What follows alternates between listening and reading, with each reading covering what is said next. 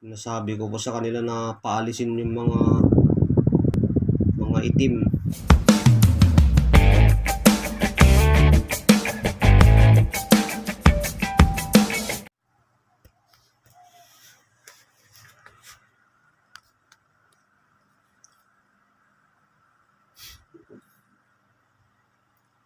Hello po, magandang oras po sa atin lahat.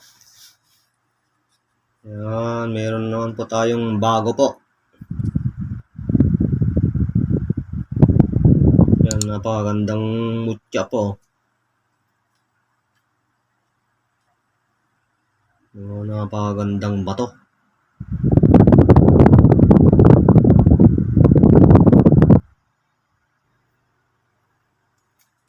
Meron po siyang pagkakulay green po.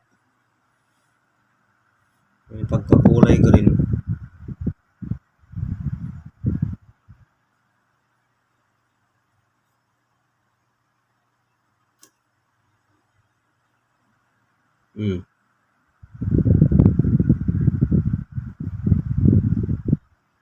Kita po ng antingero ko ito sa yung isang bata. Inipit po ng kahoy ng guyabano po. Ganyan po yung apat na kahoy yan. Ganyan po yung guyabano. Ganyan po, apat na kahoy. Ganyan yung guyabano, apat na branch niya po. O apat na sanga. Ito, inipit niya po sa gitna. Yan po. Ganyan. Nahirapan siyang kumuha yung bata. Ganda niya po sa akin. Walang inipit niya po ito. Inipit ng kahoy ng guyabano po. Kaya tatawagin po natin ito mutya ng guyabano. Yan. Mutya ng guyabano.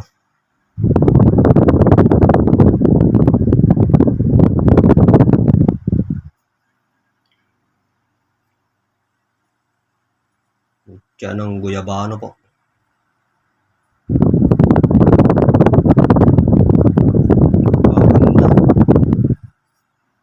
Inipit po ng kahoy ng guyabano po.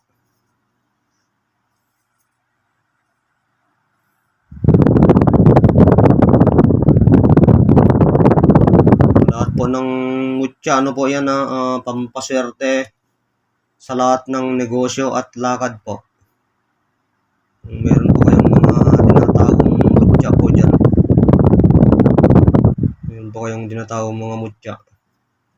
Mga po yan, pampaswerte. May dalang swerte po yan.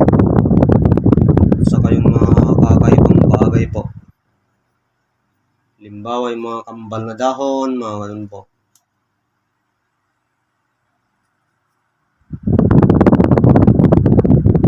Ito yung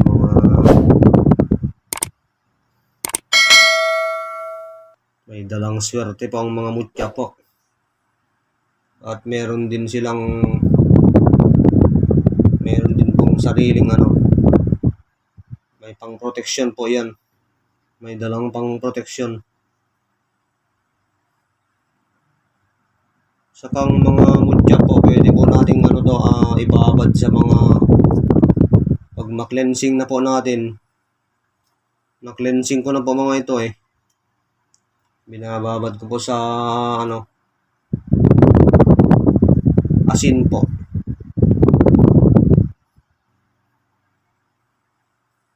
Binababad ko po sa mga asin para matanggal po yung mga negative po.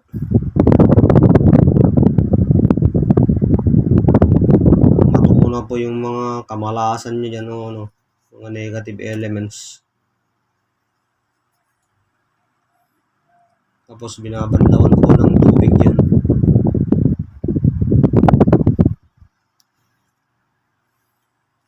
Saka meron akong naging kaibigan na bata. Bale, dalawa na po sila. Dalawa silang nakakapagpalayas ng masamang espiritu. Nakikita po nila yung mga naninirahan po dito sa loob ng bato na ito, ng mga mutya.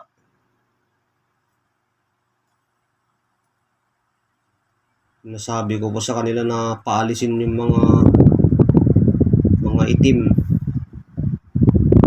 At ang matitira ay mga puti na nagbabantay po. Yan. Malaking tulong po sila sa malaking tulong po sila sa akin. Kasi pinapakita ko po yung mutya sa kanila. Tingnan mo kung ano yung mga nasa loob nito ako sa kanila. Eh, nakikita po nila. Tapos sinasabi kong palayasin yung itim po. Saka sinasabi nila kung ilan sila, anong ginagawa nila. Kinikento po nila lahat sa akin. Yung isang sabi pa ng napapalayas po nila gamit ang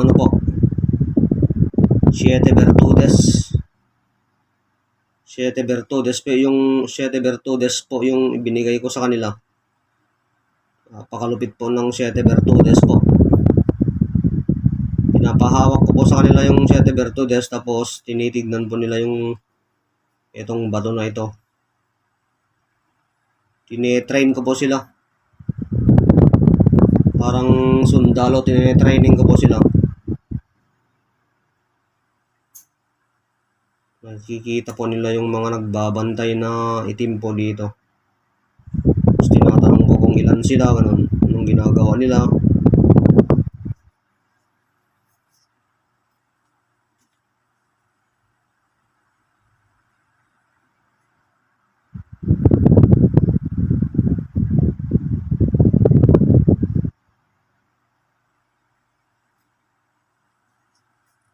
Yan, napakaganda po. Naging tulong po sila sa akin. Dalawang bata na yun po. Nagpapalayas po sila ng masasamang espiritu sa magitan po ng Siete Virtudes na binigay ko po sa kanila. Napakaswerte po ng mga nakakuha sa akin ng one set protection po o Siete Virtudes. Napakalupit po nun. Napakarami pong gamit.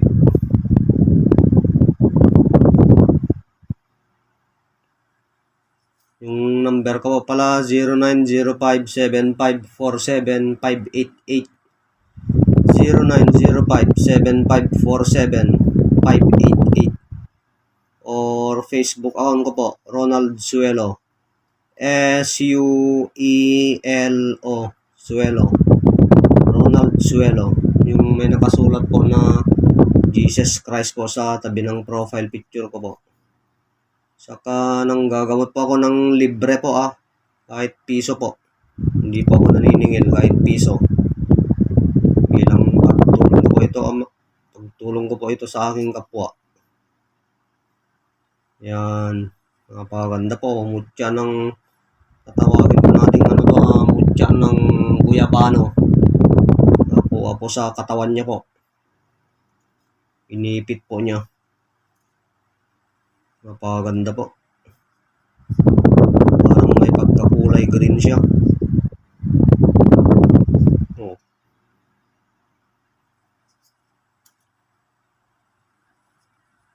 Ito yung Facebook account ko po, Ronald Suelo. May nakasulat na Jesus Christ sa tabi ng profile picture ko po. Okay po, maraming salamat po sa atin lahat. God bless you all po.